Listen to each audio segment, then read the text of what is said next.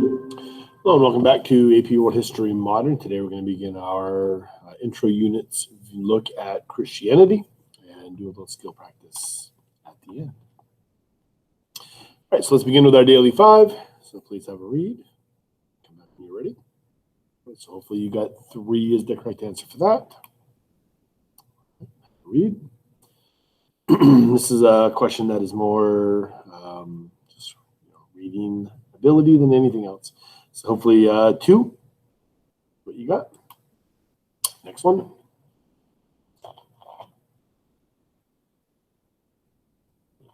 All right, so this one did trip up a couple kids in class today. So the answer here is 2. So what you're seeing here with this one is because it's asking for a unifying force in a pretty large geographic region that is comprised of multiple kingdoms. That eliminates any of the kind of forms of governance that you're seeing there. So what are the unifying forces that exist within a very large region that encompasses many countries? Sometimes it's economic, cultural is a common one. Or it's a church in this one. All right, so this is more of a skill-based question. Just go ahead and read this. All right, so the skill that this is asking you about is sourcing and point of view for the answer. All right, so once again.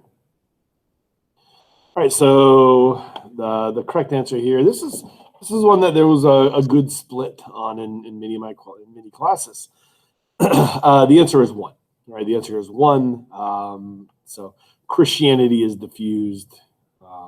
Christianity is diffused into what is today Russia, Ukraine, right? Via Byzantium, right? And I actually did, since I did this in class, I might as well do it now for you guys.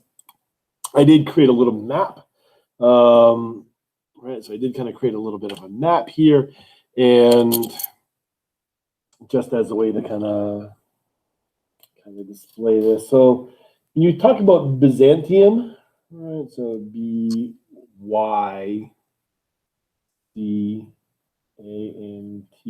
Byzantine Empire, right? So I probably should have used an other than yellow highlighter. Let's try pink. Kind of double right there. BYZANTIN.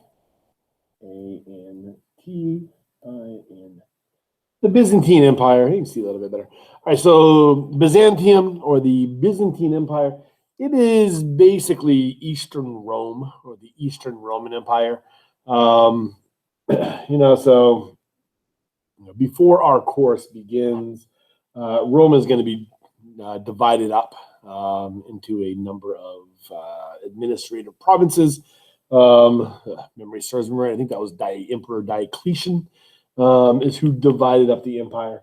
And then in the year 476, Rome will be abandoned. Right, so Rome be abandoned by the Roman authorities, and the city of Constantinople. So Constantinople will become the new capital of the empire, even though it was already the capital of the Eastern Empire Administrative District. Now it becomes the cultural center. Right, so when we see the word Byzantium, that's what that means. All right, and there's a river here, right, and up in here you've got Kiev. Kiev, if you are using the kind of modern Ukrainian enunciation, Kiev, if you're using the more Russian pronunciation, right? And Christianity is diffused up this river.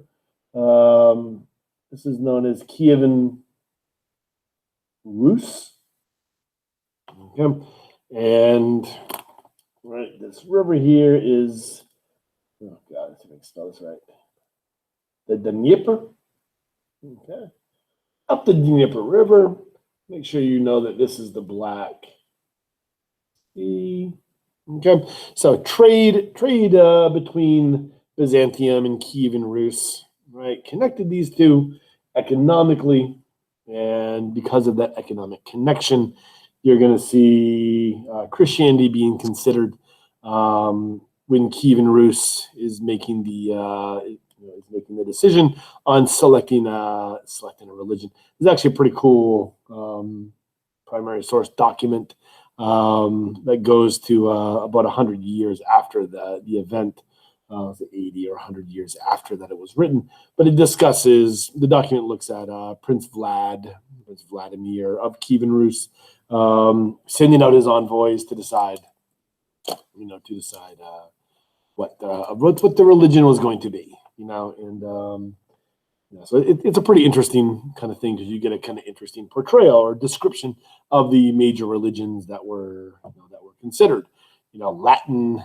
And notice this is I shouldn't say notice, but this was in the 900s, and this was before the schism between Rome and Constantinople took place. But in that document, it distinguishes Latin Christendom, from Orthodox Christianity.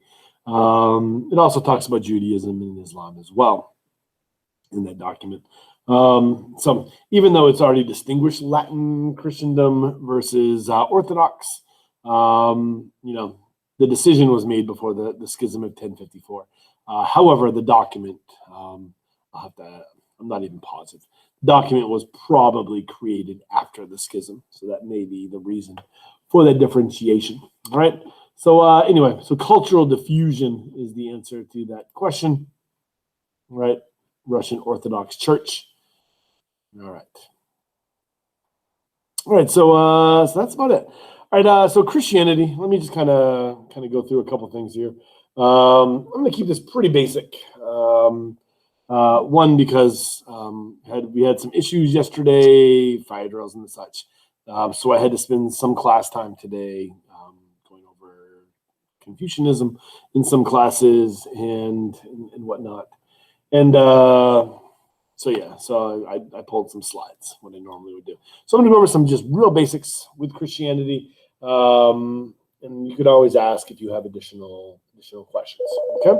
So when we talk about Christianity, it has a holy book, and I haven't really mentioned holy books thus far. And sorry, phone ringing. Okay. I haven't really mentioned holy books, so let me just kind of go through, what the holy books are for, or at least some of the holy books are for some of the religions we've already looked at, and kind of look at. So like tomorrow we're doing Islam, so that would be the Quran, right? The Quran. Buddhism, right? One of them, it would be the Tripitaka, the three baskets of wisdom there. Hinduism, there's numerous very well-known ones. So the Vedas, the Upanishads, the Ramayana, the Bhagavad Gita, Kama Sutra, amongst others. Okay, Judaism, the Tanakh, right? So most people are aware of the Torah, which is that first part of the Tanakh. That kind of stuff. I think that's probably all that we've. Oh yeah, the Analects for Confucianism. Trying to think about what have I already talked about, right? So as well as many others, right, from later interpreters of that. So for Christianity, it is the Holy Bible, right? So the word Bible simply means a religious book. So technically, the Upanishads is a Bible; it's a holy text. But when you see it as capital T, the capital H, holy, capital B, Bible, the Holy Bible, all caps, first letters, making it proper, then that's referring to the Christian Holy Book, right? The Christian Holy Bible, so the Holy Bible, it has two major parts to it. One is called the Old Testament, the other is called the New Testament. Depending upon the translation that you're looking at, the Old Testament is essentially the Tanakh, but different versions of it have different numbers of books or parts of that. And then there's the New Testament. And the New Testament is divided up roughly as what you're seeing right here. I think I pulled this off from a PBS website or New York curriculum website. I forget where I pulled this from. But so the New Testament that begins with the birth of Jesus, right, and then continues. So the beginning of it is what's commonly referred to as the Gospels. Okay, so Matthew, Mark, Luke, and John. So those are referred to as the Gospels. There are additional Gospels that are out there, but these are the four that were chosen as the official canon. Okay, right. Then there's other parts to it. The last part I do want to talk about just for a second to say that this is when you talk about Christianity being an apocalyptic religion, right? This is, you see a lot of that kind of part of it in that part of the New Testament. All right. So there's that. I did compile a couple of basic beliefs for Christianity, and of course, this is not going to be true for all who are Christian. There is no such thing as kind of one, one thing that all Christians, or one set of things that all Christians believe in. Many people identify as Christians. There's over 2 billion people on planet Earth who identify as Christians. About half, roughly speaking, or 1 billion people identify as Roman Catholic. The other 1 billion people identify as, versions of Orthodox, different types of Protestantism, different types of non-denominational Christianity, et cetera, right? So there's a massive amount of diversity within the religion, which makes coming up with a core set of beliefs a little challenging, right? So, but there are some things that is true for most, like the vast majority. So what I'm about to go through may not be true for all, but it's true for most. All right, so Jesus Christ was the Son of God.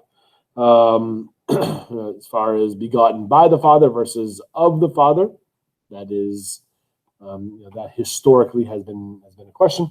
And Jesus Christ as being the Messiah, or a Christ figure, right, a messianic figure, in fulfillment of messianic prophecies from the Tanakh, right, or the Old Testament of the Holy Bible. Right? God sent His Son to earth to save humanity from the consequences of its sin. Jesus gave His life on the cross, thus the crucifixion, okay, and rose from the dead on the third day, the physical resurrection of the body.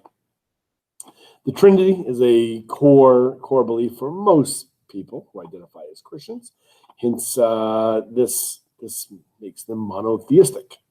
Okay, so one God with 3 separate elements, and I have a little infographic there on the next slide that kind of show you that. Christians believe that there's life after an earthly death. They believe in one baptism for the forgiveness of sins. As an infant or as an adult, depends on the denomination. And Christianity is an apocalyptic religion. They believe in a last judgment. They believe end of days will come. So there's a couple of religions that we look at this year that are apocalyptic. Christianity being one, Islam is another, right? And depending on which form of the religion you're talking about, some forms of these religions emphasize the apocalyptic nature more than others, right? Like, for example, within Islam, typically, let's just say the most basic divide within Islam, Sunni versus Shia. Shia is typically viewed as being more apocalyptic focused than Sunni Islam is. All right, so and the same is true within Christianity. There are forms of Christianity that emphasize apocalyptic teachings more than others. All right. As far as the Trinity, I do take a moment or two just kind of to contextualize some events in class, to kind of just talk about the Trinity, and these all predate our course, so you don't really need to know these per se, but just as a really brief mention of these things, the Trinity comes up, right, a couple of times, kind of in the contextual part of our course. So the Trinity, here's that little infographic, kind of give you something to see. All right. So the Nika riots. I mentioned the Nika riots. This happens during, after the fall of the Roman Empire, but, kind of the high point of Byzantium. So this is under the reign of Justinian, Emperor Justinian. And the Nika riots is, I mean, technically it's not a riot that is solely because of the Trinity, but it is, there's an event at the Hippodrome, a chariot race at the Hippodrome, and you've got two different sides at the Hippodrome, whose one of the primary things that separates them is their views on the Trinity. And dispute breaks out after the event, spills out onto the streets of Constantinople, and a large percentage of the city gets burned to the ground. Okay, so that being said, the church that is in Constantinople there is also destroyed, and Justinian uses this as an opportunity for one of his building projects. And I'm just going to show you an image of what was created, right? So this is the Hagia Sophia. Okay, so I just Googled Hagia Sophia. This is the Hagia Sophia. These millets would not have been there until later on, right? These are put after 1453. But this is the Hagia Sophia, and you can see this, and you can see some interiors of the structure as well. And obviously, you can see that it is currently a mosque, right? It was currently a mosque, or it is currently a mosque. Now, it was a museum from the 1930s up until last year, and now it is a mosque again, right? But for the first almost 1,000 years of its existence, it was a church, right? So this is built. I mentioned the Hagia Sophia because the Hagia Sophia is kind of a storied, has a storied history, right? So when you talk about Prince Vladimir and the diffusion of Christianity into Kievan Rus, it is his envoys. He sends his envoys out to get descriptions of the religion. It's his envoy's description of the Hagia Sophia, which ultimately convinces him to convert to Christianity. The idea there is any religion that could inspire the creation of such a structure, where you don't know whether or not you're on earth anymore or in heaven, has to be an inspiring religion. So the Hagia Sophia is credited with kind of tipping the scale in the favor of Christianity for Kievan Rus, thus eventually having the long-term effect of turning this region of the world Christian. All right. So there's that. The Charlemagne, right? Charlemagne story. Depending on the class, I sometimes take a minute or two and just kind of talk about Charlemagne, and the Pope crowns Charlemagne on Christmas Day of 800, and thus creating a 1,000-year tradition, right? A 1,000-year tradition in European history where a king is crowned by the Pope, right? Hence, who does the king get their authority from?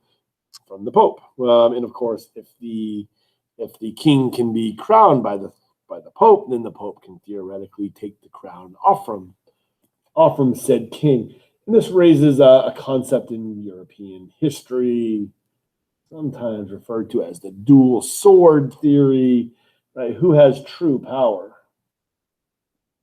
Right? Who has true power in a state? The monarchy or the church? Okay, so in this, in medieval European history, which we will definitely not be going into this much depth, but let's just talk about it real quick here.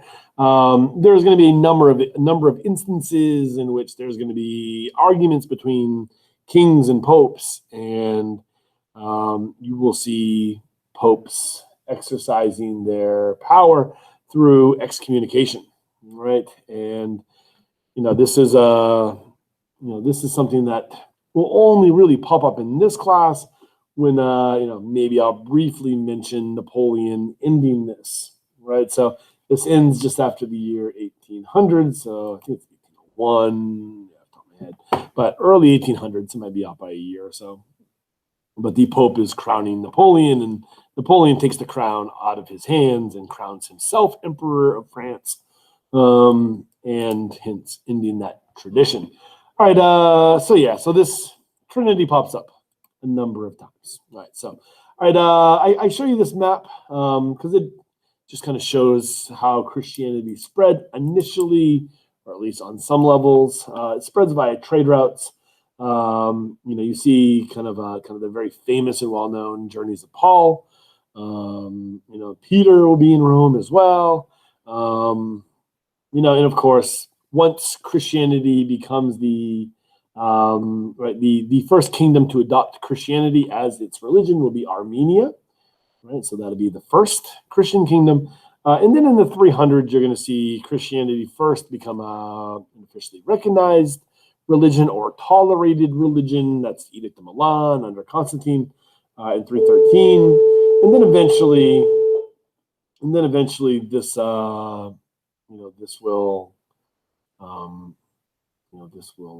become the official religion of the Roman Empire. So that'd be Emperor Theodosius, right, at the end of the 300s.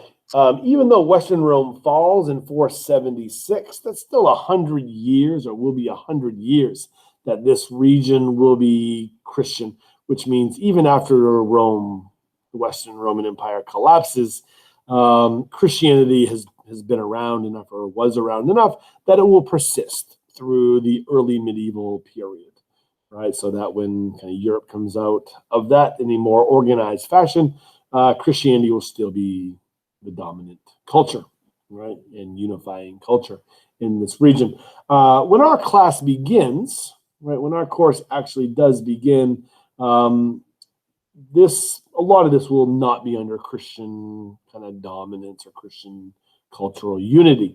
There's going to be a kind of a dividing line about here-ish, right, about here-ish.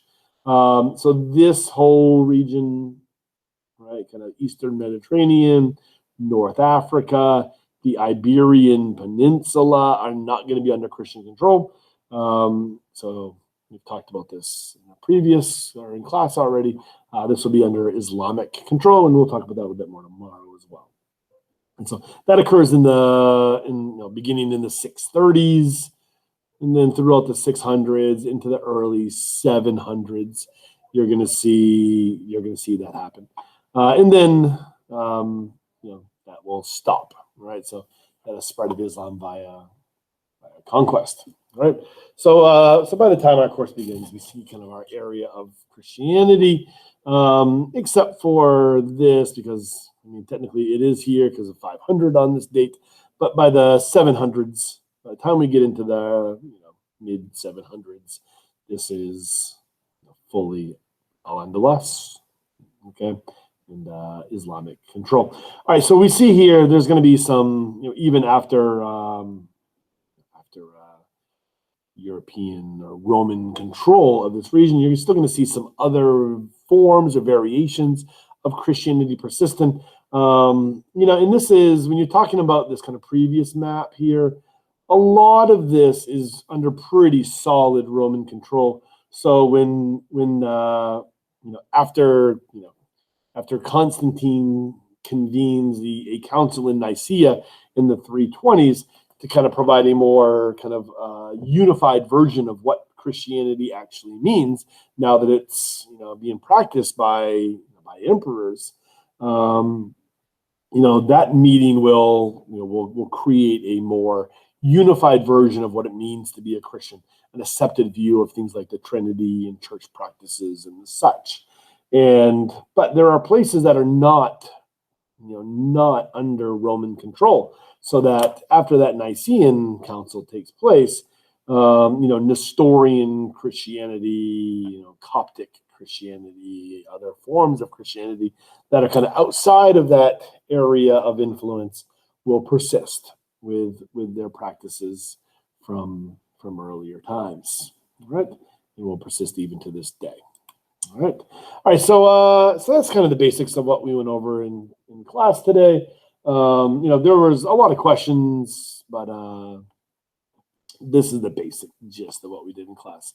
In some of my classes, we actually did have time to do some skill practice. So we did a claim writing exercise. So write a thesis sentence, write a claim, write an assertion that addresses this prompt. And I'll just show you what I wrote on the board for this. I'm going to switch over real quick. Okay. So what I had written on the board about this is, so we're write a claim, right? A thesis. Just really looking for one sentence, one assertion, or really just one category of analysis. Okay. So make sure you answer the question, or another way to put it, address the prompt. Right? Address the prompt. Right? Make sure you have skill application. Right? Make sure you have skill application. And after I kind of say goodbye on the video, I guess I'll stay on and maybe explain that again. I already did in an earlier video, but in case you missed that one. And make sure you have a nice category of analysis. Okay, a nice category of analysis. Now, if that all is enough for you and that makes sense, I'm literally looking for one sentence. So if you are out for whatever reason, then I'm really just looking for you to write that, type that up, and maybe shoot me an email. Or you can give it to me when you come back from being away. All right. So very simple exercise. It should take you a couple of minutes at the most. I think 5 minutes at the most to answer this prompt. All right, come up with a single thesis sentence, one category of analysis. All right, so that's the prompt. All right, so that should really be all you need. I do have a couple of documents that I'm just going to scoot through really fine. So if your pausing skills are really good, you can do that. But there are a couple of sources that might guide you in the creation of that.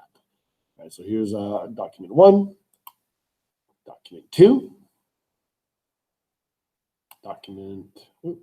Sorry, that's right. I did pull this one apart for other topics.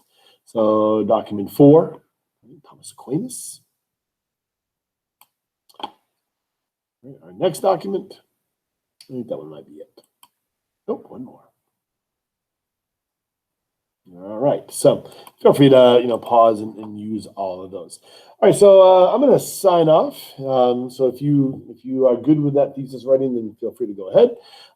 If you want to stay on for a minute, I will kind of go over and explain the skill application and category of analysis again, in case you missed it, you didn't see the previous video, or you weren't in class today, or that day we went over that. Who knows? All right, so if you're good to go, sapriati.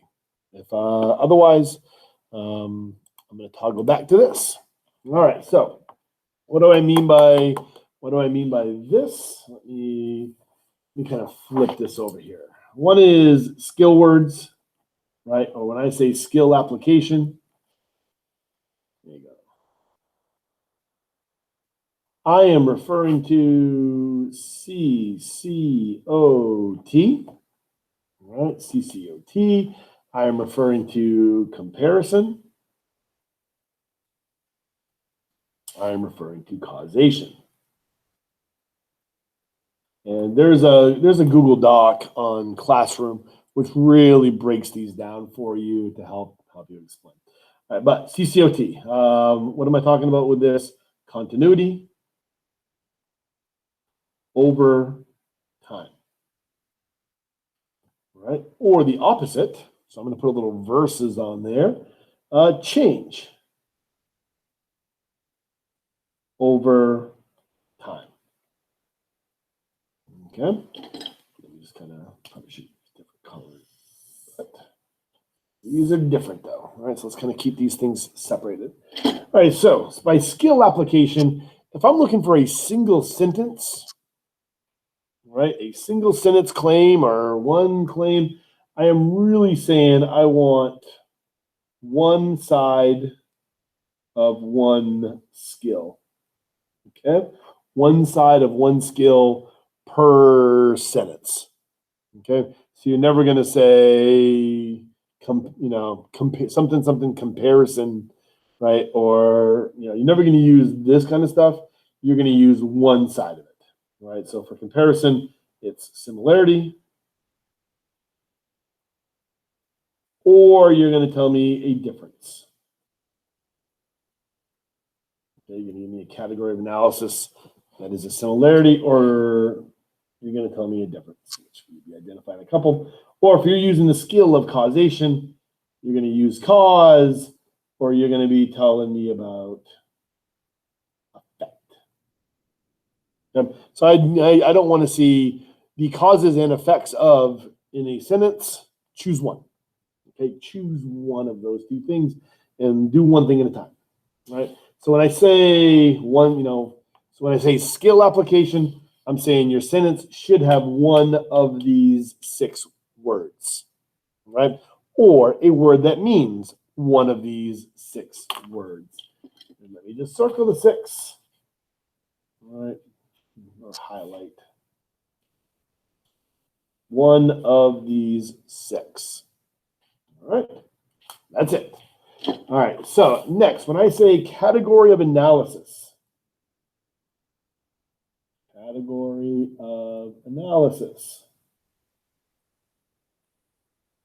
right, what we're saying here is that you have a theme, all right? There's a theme you're probably going to be writing about, right? There's a theme you're going to be writing about. Keep in mind, you need to make sure you know the theme words. That's culture, that is technology, okay, that is social, economic,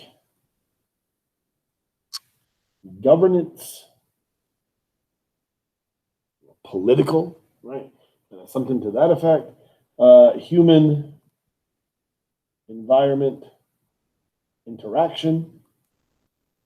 How many is that? 1, 2, 3, 4, 5, 6. That's 6. That's all 6, right? So your category of analysis should be, there you go, one level of specificity. One level of specificity below. Okay? This is where, right? This is where the category of analysis lives. The category of analysis lives one level of specificity below the themes. All right? So, category of analysis lives down here. This is one level of specificity above a fact or an academic concept, an event, some a proper nouny kind of vocab, right? So something you would memorize as something that happened. All right. So your thesis, right? Your claim, you're never going to see, economic in that, right? You're going to see a level of specificity below that, right? And like I said, on Google Classroom, there's a whole PowerPoint that gives you all kinds of different examples of those kinds of things. And I think in yesterday's video, I gave you some categories of analysis for how religion was diffused. Right, monasticism, conquering, merchant activity or trade. Those are categories of analysis. Those are one level of specificity below a theme, but they are a level of specificity above, right, or a level of vagueness above a fact. All right, so that's what we mean by that. So one sentence, all right, one sentence. Right, and in that sentence, I want to see one of these 6 words, one of those 6 kind of words with a category of analysis that answers the question, that answers this question about how religions, and I don't care which one you pick, you can pick 1, you can pick 5, right? How they respond or how their responses are towards merchant activity. Okay. All right. So that is it. I'll sign off now. Let me know if you have any questions.